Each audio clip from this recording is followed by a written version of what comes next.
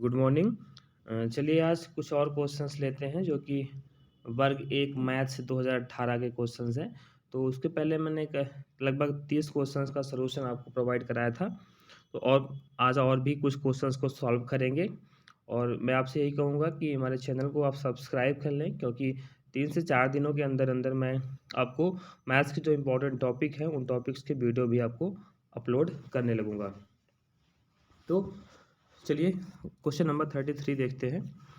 Coordinate of the mid point, question है coordinate of the mid point of the segment joining the points 60 and 08 is.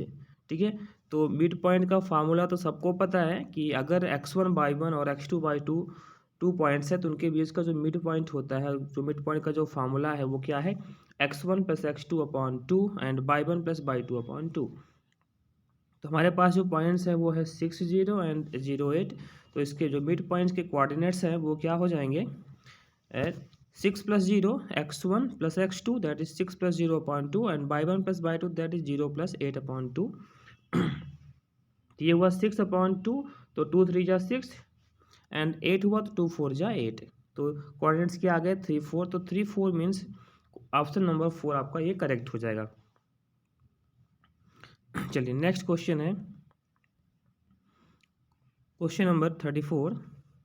If Z1 mod of Z1, इसको ध्यान दीजिए, mod of Z1 equal to mod of Z2, मतलब Z1 और Z2 क्या है, दो complex number हैं, सम्मिश्र संख्याएं हैं और दोनों का जो मॉडुलस है दैट इज दोनों का जो मापांक है वो इक्वल है।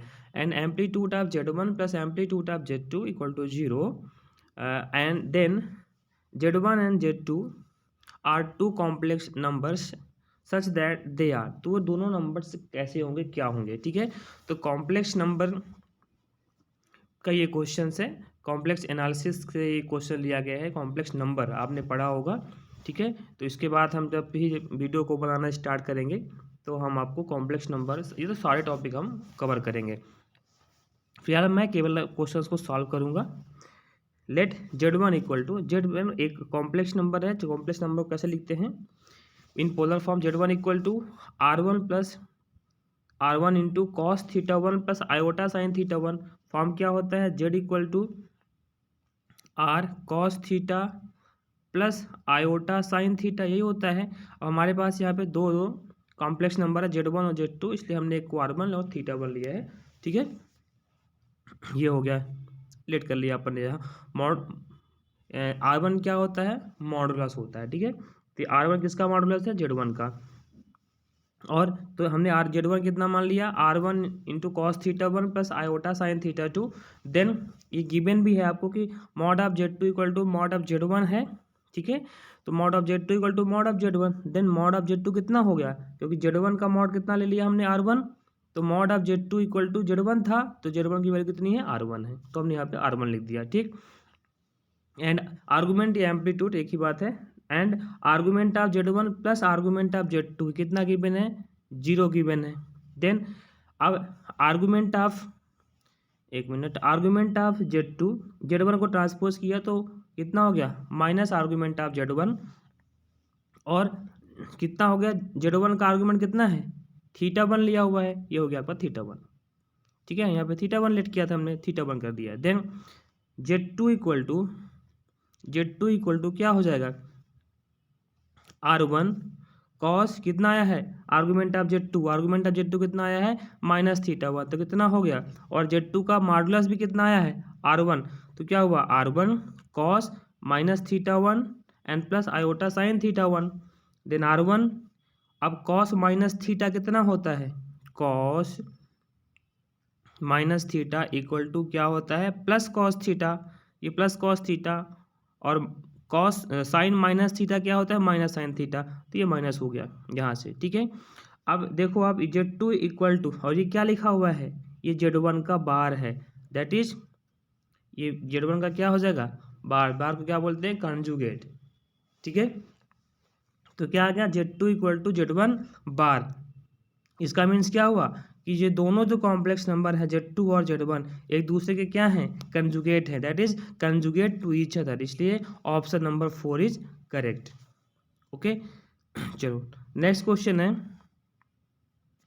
A straight line passes through the point -1 2 passes through the point -1 2 and its distance from the origin is 1 unit, then its equation is, मतलब कोई भी एक सरल रेखा है जो कि -1 2 से पास होती है, गुजरती है, और उसकी ओरिजिन से दूरी, ओरिजिन मतलब मूल बिंदु से दूरी कितनी है 1 यूनिट है, मतलब एक है, तो उस लाइन का इक्वेशन क्या होगा।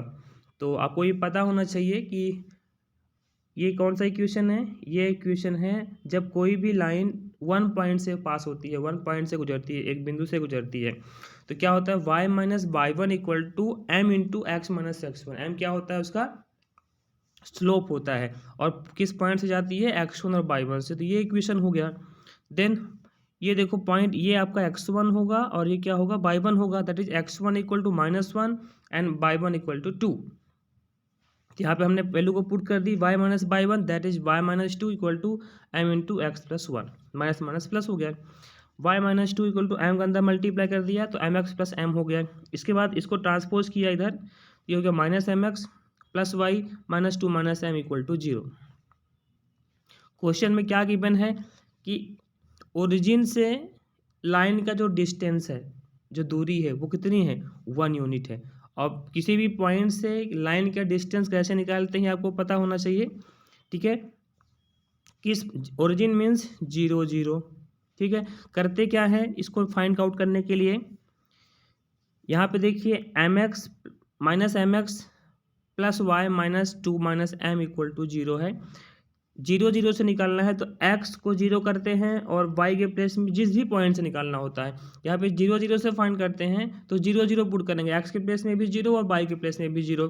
अगर 1 2 पे निकाले होते तो x के प्लेस पे 1 रखते और y के प्लेस पे 2 पुट करते, ठीक है। तो ये 0 हुआ, ये भी 0 हुआ, कितना बचा -2 माइनस एम, ओके। फिर अपॉन क्या करते हैं, जो x और y का जो कोफिशिएंट होता है उसी का रूट करके उसके कोफिशिएंट का स्क्वायर कर देते हैं, तो कितना हुआ x का गुणांक कितना था, गुणांक या कोफिशिएंट माइनस एम था तो एम स्क्वायर हो गया, y कोफिशिएंट 1 था तो 1 हुआ, 1 का स्क्वायर 1 इक्वल टू कितना गिवन है according to the given condition 1। इसके बाद आप क्या करोगे, बस इसके बाद आपको ट्रांसपोज करना है, ठीक है। तो -2 माइनस कॉमन लिया तो 2 प्लस एम हुआ, इसको ट्रांसपोज कर दिया तो under root M square plus 1 हुआ, फिर दोनों साइड का हमने स्क्वायर कर दिया, ठीक है। तो इसमें a प्लस बी का होल स्क्वायर अप्लाई किया इस वाले में, तो 4 plus M square plus 4m and M square plus 1, M square से एम स्क्वायर कैंसिल हुआ, कितना बचा 4m, और 4 को भी ट्रांसपोज किया तो उधर कितना था 1 था, ये 1 बचा था, 4 उधर गया तो -4 हुआ, दैट इज -3 आ गया। तो m इक्वल टू कितना आ गया, 4 से डिवाइड कर दिया -3/4।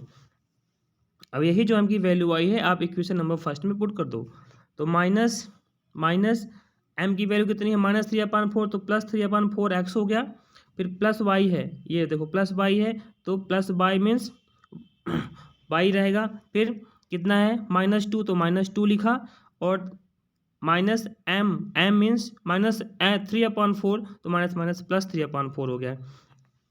उसके बाद इसका एलसीएम लिया, ठीक है। एलसीएम इसका कितना आएगा, सॉरी यहाँ पे 4 लिखना चाहिए था, यहाँ पे कितना होगा 4 होगा। एलसीएम लिया और उसको सॉल्व कर लिया तो कितना आ गया 3x plus 4y equal to m, ठीक है। तो यहाँ पे मैं इसका ऑप्शन लिखना भूल गया हूँ, तो आप देख लेना कौन से ऑप्शन पे है क्वेश्चन पेपर, अगर क्वेश्चन पेपर नहीं हो तो मैं उसको भी आपको दिखा दूंगा। तो ऑप्शन लिखना मैंने यहाँ पे भूल गया था, ठीक है। तो इसका जो भी ऑप्शन आएगा कितना आएगा 3x plus 4y equal to m, कौन सा ऑप्शन है 1 2 3 कौन सा ऑप्शन है देख लेना आप, ठीक है। और इसका आंसर क्या आएगा 3x plus 4y equal to 5। चलो नेक्स्ट क्वेश्चन 37 है, minimise value of z equal to 5x plus 3y equal to subject to the constant 2x plus y greater और equal to 10, x plus 3y is greater और equal to 15, फिर comma है यहाँ पे x less और equal to 10, y less और equal to 10। अब ये LPP लीनियर प्रोग्रामिंग प्रॉब्लम, ये इसका भी क्वेश्चन तो पूछ ही लिया था, तो इसको भी तो करना ही पड़ेगा। इसको फिर मैं आपको टॉपिक जब करूँगा तो मैं उसको डिटेल्स कराऊंगा, जिसमें आपको फेसिबल रीजन्स है ना, कॉर्नर पॉइंट्स, ये सारी चीज़ें आपको मैं उस पर बताऊँगा। और फेजिबल रीजन क्या होता है, सबसे इंपॉर्टेंट इस पे यही होता है कि फेजिबल रीजन कैसे फाइंड आउट करें। ठीक है, तो आपको करना क्या है, सबसे पहले आप देखो जो पहली कंडीशन होती है, जो कंस्टेंट्स गिवन रहता है, जो कंडीशंस गिवन रहती है, जैसे फर्स्ट कंडीशन पे गिवन है 2x plus Y equal to greater और इक्वल टू 10 है। ठीक है, तो इसका हमें ग्राफ ड्रॉ करना होता है। करते कैसे करते हैं, जैसे 2x प्लस वाई है तो एक बार y को 0 पुट करते हैं तो x की वैल्यू फाइंड करते हैं, और फिर x की वैल्यू को 0 पुट करते हैं तो y की वैल्यू फाइंड करते हैं। जैसे यहाँ पे y है तो y को अपन 0 पुट करेंगे तो x कितना मिलेगा, 2x इक्वल टू पे चेंज करके 2x इक्वल टू 10 हुआ तो x इक्वल टू कितना हो जाएगा 10/2, दैट इज 5 आएगा। दैट इज 5 आया, कब आया, जब y हमारा 0 है। x की वैल्यू 5 आई जब y 0 है, दैट इज कितना 5 0, तो 5 0 को ड्रॉ करो, ये देखो हमने 5 0 ड्रॉ कर दिया। उसके बाद देखो आप नेक्स्ट, अब x को 0 पुट करो, जब इस x को 0 पुट कर देंगे तो y कितना आ जाएगा, y की वैल्यू 10 आ जाएगी। दैट इज ये देखो ये पॉइंट। ठीक है, x 0 है तो y 10 हुआ, फिर इन दोनों पॉइंट्स को मिला दो ऐसे। ठीक है, तो ये लाइन बन गई कौन सी, ये वाली। फिर नेक्स्ट देखो, नेक्स्ट क्या है, x प्लस 3y ग्रेटर और इक्वल टू 15 है, तो x प्लस 3y क्या लेंगे, इक्वल टू 15 लेंगे। अब y को जब 0 पुट करेंगे, तो जब y को 0 पुट करेंगे तो x कितना आएगा 15, तो ये देखो हमने 15 को ड्रॉ कर दिया। उसके बाद जब x को 0 लेंगे तो y कितना आएगा, y equal to 15/3, 3 5 that is 5 आएगा। कब आया, जब x 0 है तो y कितना आ गया 5 आ गया। फिर इन दोनों को ऐसे मिला दो इस लाइन से यहाँ पर। ठीक है, ये दूसरा कंस्टेंट हो गया। नेक्स्ट कंस्टेंट क्या है, x लेस और equal to 10, that is x equal to 10, तो x इक्वल टू 10 काउंट कर लो, 1 2 3 4 5 6 7, मान लो यहाँ पे 10 आ रहा है, ये हमने लाइन ड्रॉ कर दी x इक्वल टू 10 की। फिर नेक्स्ट क्या है, y लेस और equal to 8, that is y equal to 8, तो 1 2 3 फिर 22 पे आएगा इस वाले पे, ये हमने y इक्वल टू 8 कर दिया। फिर इसके बाद करना क्या होता है, जितने भी कंस्टेंट्स हैं, जितने भी कंडीशंस हैं, तो वो रीजन ढूंढना है आपको जो तीनों जितनी भी कंडीशंस हैं उन सब के अंदर आता हो। तो देखो जैसे एक लाइन ये है, एक लाइन ये है, एक लाइन ये है और एक लाइन ये है, तो ये वाला जो रीजन आ रहा है आपका, ये तीनों कंस्टेंट्स को सेटिस्फाई करता है। मतलब इसके अंदर तीनों आ रहे हैं, जितने भी कंडीशंस हैं, तीनों या चार जितने भी कंडीशंस हैं। ठीक है, उसको बोलते हैं फेजिबल रीजन, जो जो जितनी भी कंडीशन है सबको फॉलो करे। ठीक है, सबकी कंडीशंस को होल्ड करे। ये हो गया। इसके बाद इनके कॉर्नर पॉइंट्स को फाइंड आउट करते हैं। ठीक है, कॉर्नर पॉइंट्स को फाइंड करते हैं। जैसे हमें एक ये कॉर्नर पॉइंट है, एक ये कॉर्नर पॉइंट है, एक ये है और एक ये पॉइंट है। तो ये देखो कि ये लाइन कौन सी है, ये x इक्वल टू 8 10 थी, तो x की वैल्यू तो 10 हो गई। अब हमें y की वैल्यू निकालना है। ठीक है, तो y की वैल्यू कितनी होगी जब x इक्वल टू कितना है 10 है तो y इक्वल टू 8 होगा। ये देखो गिवन भी है, ये y इक्वल टू 8 की लाइन है। उसके बाद फिर आप ये देखो कि ये कौन सी लाइन है, x इक्वल टू 8 हो गई, सॉरी x इक्वल टू 10 हो गई, तो ये लाइन कौन सी है, ये लाइन है आपकी ये सेकंड वाली। ठीक है, तो यहाँ पे आप x की वैल्यू क्या पुट करोगे 10 पुट करोगे। कहाँ पे, ये लाइन कौन सी थी, ये लाइन थी ये वाली, ये वाली। इस लाइन पे आप x की वैल्यू 10 पुट करोगे तो y कितना मिलेगा 5/3। सिमिलरली एक ये कॉर्नर पॉइंट है, तो ये वाली लाइन और ये वाली लाइन मीन्स ये लाइन और ये लाइन, इन दोनों का इंटरसेक्शन पॉइंट निकालना होता है। तो ये क्या है, x plus 3y equal to 15 है, और ये क्या है 2x plus Y equal to 10। इन दोनों को बाई एलिमिनेशन, बाई सब्स्टिट्यूशन, किसी से भी सॉल्व करके आप x और y की वैल्यू निकाल लो, वही ये वाला पॉइंट हो जाएगा। फिर नेक्स्ट क्या है, एक अब ये पॉइंट बन रहा है, कौन से मिल रहा है, एक ये लाइन मिल रही है और एक ये लाइन मिल रही है। तो ये लाइन कौन सी थी, ये लाइन तो आपकी 2x plus Y equal to 10 थी, और ये लाइन कौन सी है, ये है आपकी y इक्वल टू 8। तो y की वैल्यू यहाँ पे 8 पुट कर देना तो आपको x की वैल्यू मिल जाएगी। ठीक है, तो ये पॉइंट मिल गया। फिर इन्हीं जितने भी कॉर्नर पॉइंट्स आते हैं, इन सारे कॉर्नर पॉइंट्स को कहाँ पुट करते हैं, आपके जो मिनिमाइज इसको करना होता है इसको। तो एट 3 4 एक पॉइंट 3 4 है, तो z equal to 5x, that is 5 into 3 plus 3 into 4 कितना आ गया 27। ऐसे ही 10 5/3 से करो 55, 10 8 से करो 74, 1 8 से करो तो 29, यहाँ पे पुट करना होता है। तो मिनिमाइज करना तो सबसे मिनिमम वैल्यू कौन सी आई है 27, तो मिनिमम वैल्यू इक्वल टू कितनी हो गई 27, तो ऑप्शन नंबर आपका फर्स्ट करेक्ट हो जाएगा। नेक्स्ट है 38। तो क्वेश्चन नंबर 38 क्या है, a rectangular box open at the top is to have the value of 32 cubic volume of 32 cubic unit feet. What must be the dimension so that the total surface is minimum? ठीक है, तो इस पे क्या होगा, rectangular box है तो length और विड्थ क्या होगी, दोनों की इक्वल होगी। इसकी जो लेंथ और विड्थ है दोनों क्या होंगी, इक्वल होंगी। तो वॉल्यूम क्या होता है, length into width into height. ठीक है, तो ये हमने length into width into height किया। फिर L इक्वल टू बी है तो LL हो गया, B की प्लेस पे L लिख दिया है, H that is L square H. यहाँ से एच कितना मिल गया 32/L स्क्वायर। फिर इसके बाद सरफेस एरिया हमें पता होना चाहिए, रेक्टेंगुलर बॉक्स है क्या हो जाएगा surface area, length into breadth plus 2 into L plus B into H. फिर B की प्लेस में L रखा, L स्क्वायर हुआ तो 2 into L plus B, L और B कितना है L है तो L प्लस L कितना हो गया 12 इंटू एच। कितना बचा L square plus 4LH, L square plus 4L, और यहाँ से हमने H की वैल्यू रिटर्न कर दी। तो कितना आ गया सरफेस एरिया क्या आ गया, L स्क्वायर प्लस 128/L हुआ। ठीक, अब इसी को मिनिमाइज करना है, तो मिनिमाइज करने के लिए क्या करते हैं, पहले आप ds पढ़ा ना dx/dt करते हैं, dx/dy का, तो उसका डिफ्रेंसिएशन करते हैं। ठीक है, किसके रिस्पेक्ट में, विथ रिस्पेक्ट टू लेंथ। तो L स्क्वायर का हो गया 2L, L के रिस्पेक्ट में करेंगे तो ds/dl होगा, ऐसा हमने मान लिया सरफेस एरिया उसका। एंड माइनस 128 और 1/L का क्या हो जाएगा -1/L स्क्वायर, डिफ्रेंशिएशन हो जाएगा। इसको 0 के इक्वल करते हैं और वहाँ से L की वैल्यू फाइंड करते हैं। ठीक है, मैक्सिमम मिनिमम फाइंड करने के लिए आपने पढ़ा है। ठीक है, तो कितना हो गया ये इक्वल टू 0। फिर इसके बाद देखो यहाँ के L का एलसीएम लेके ट्रांसपोज कर दिया, कितना आ गया, L की वैल्यू 4 आ गई। फिर d2s/dt2 करते हैं, और यहाँ पे L है तो L के रिस्पेक्ट में करेंगे तो d2s/dl2 इक्वल टू 2 माइनस ये विच इज़ ग्रेटर देन 0, और ये क्या है 0 से बड़ा है, और जब 0 से बड़ा होता है d2 डबल डिफ्रेंशिएशन की वैल्यू तो वो मिनिमम होता है, इसका मतलब ये मिनिमम है। ठीक है, तो सरफेस एरिया कितना आ गया, LBS था तो 48 फीट स्क्वायर। तो डायमेंशन क्या है, लेन L इक्वल टू बी था तो L की वैल्यू कितनी आ गई थी, L की वैल्यू 4 आई है, तो L equal to B that is L equal to B equal to 4 ये आ गई। और H कितना है यहाँ पे, L की वैल्यू रख दो, तो L की वैल्यू कितनी थी 4 थी। हाँ ठीक है, L की वैल्यू 4 थी, यहाँ पे 32/4 स्क्वायर दैट इज 16, तो 32/16 दैट इज 2 ये आ गया। तो LBH लेंथ कितनी हो गई, dimension 4 feet 4 feet 2 feet, length into width into height. ठीक है, तो ऑप्शन नंबर कौन सा करेक्ट हो जाएगा, ऑप्शन नंबर हो जाएगा 4 करेक्ट हो जाएगा। फिर है नेक्स्ट क्वेश्चन।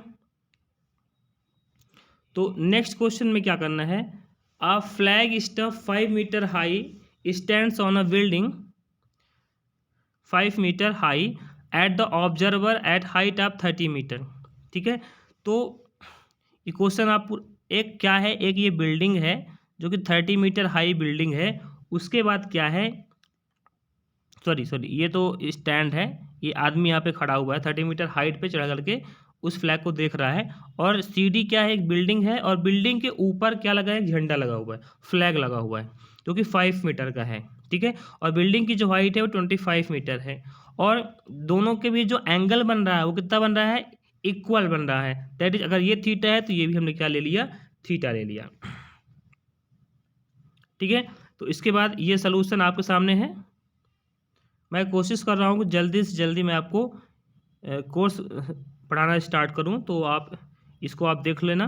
ठीक है, मैंने यहाँ पे क्वेश्चन को सॉल्व कर दिया है। ठीक है, कोई डाउट हो तो आप इससे पूछ लें, जहाँ जो भी स्टेप आपको समझ में ना आए आप हमसे ये क्वेश्चन पूछ सकते हैं। ठीक है, तो नेक्स्ट क्वेश्चन है, ये सेम है आपका, if alpha and beta are zeros of the polynomial, ये पॉलिनोमियल गिवन है, तो हमें अल्फा प्लस 1 बीटा प्लस 1 की वैल्यू क्या होगी ये फाइंड करना है। ये गिवन है तो आप इसको पहले स्टैंडर्ड फॉर्म में कन्वर्ट करेंगे, देन अल्फा प्लस बीटा और अल्फा बीटा की वैल्यू निकालोगे, फिर हमें इसकी वैल्यू फाइंड करना है, alpha plus one into beta plus one, तो मल्टीप्लाई करके सॉल्व कर लिया, फिर अल्फा बीटा की वैल्यू रख दिया, अल्फा प्लस बीटा की, और सॉल्व कर लिया, तो आ गया a square plus one upon a, that is option number 4। ठीक है, तो मैं चाहूँगा कि आप हमारे चैनल को सब्सक्राइब जरूर करें, ताकि हम आपको नए नए वीडियोस प्रोवाइड कराते रहें और आपका जो वर्ग 1 का पेपर है वो आसानी से निकल जाए। Thank you.